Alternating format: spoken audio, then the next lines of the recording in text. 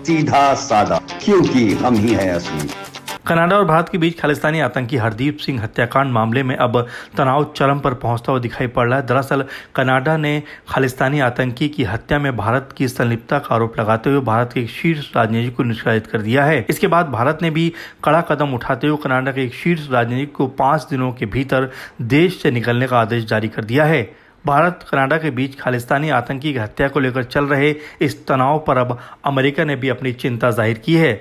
दरअसल अमेरिका ने कहा है कि वो कनाडा में जिस तरह से सिख कार्यकर्ता की हत्या को लेकर कनाडा के प्रधानमंत्री जस्टिस ट्रूडो के भारत पर आरोपों को लेकर बेहद चिंतित हैं। खबरों के मुताबिक व्हाइट हाउस राष्ट्रीय सुरक्षा परिषद के प्रवक्ता एड्रियन वॉटसन ने कहा कि प्रधानमंत्री ने जो आरोप लगाए हैं उसे लेकर हम चिंतित हैं। हम कनाडा के अपने सहयोगियों के साथ नियमित संपर्क में रहते हैं। ये जरूरी है कि कनाडा जांच करे और अपराधियों को न्याय के कटघरे में खड़ा करे। कनाडा के प्रधानमंत्री ने कहा था कि कनाडा की सुरक्षा एजेंसियां भारत सरकार और कनाडा के नागरिक हरदीप सिंह निर्जर की हत्या के बीच की कड़ी के आरोपों की सक्रिय तौर पर जांच कर रही है।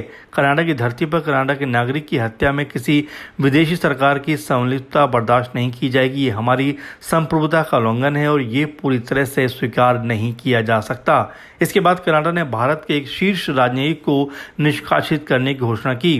कनाडा की विदेश मंत्री ने एक प्रेस कॉन्फ्रेंस में कहा कि हम भारत के एक प्रमुख राजनयिक को निष्कासित कर रहे हैं, लेकिन हम इस मामले की तह तक जाएंगे। अगर ये सब सच साबित हुआ तो ये हमारी संप्रभुता और एक दूसरे का सम्मान करने के बुनियादी नियमों का बड़ा उल्लंघन होगा। भारत ने भी कनाडा सरकार की तरफ से लगाए गए आरोपों को खारिज कर दिया है। भारत ने कहा है कि कनाडा में हिंसा की किसी भी घटना में भारत सरकार की संलिप्तता के आरोप बेतुके हैं। भारत ने प्रतिक्रिया में मंगलवार को कनाडा के उच्चायुक्त को तलब किया, उन्हें कनाडा के एक शीर्ष राजनयिक को निष्कासित करने की सूचना दी। भारत ने कनाडाई राजनयिक को देश छोड़ने के लिए 5 दिनों का वक्त दिया है। आपको बताया चलें कि खालिस्तानी समर्थक हरदीप सिंह निज्जर को भारत की सुरक्षा एजेंसियों ने भगोड़ा और आतंकवादी घोषित कर रखा था और उस पर 10 लाख रुपए का इनाम था। फिलहाल देखना होगा कि अब इस मामले में आगे क्या कुछ होता हुआ नजर आ रहा है, क्योंकि कनाडा और भारत के बीच इस समय काफी तल्खी दिखाई दे रही है। सीधा साधा न्यूज रूम की रिपोर्ट।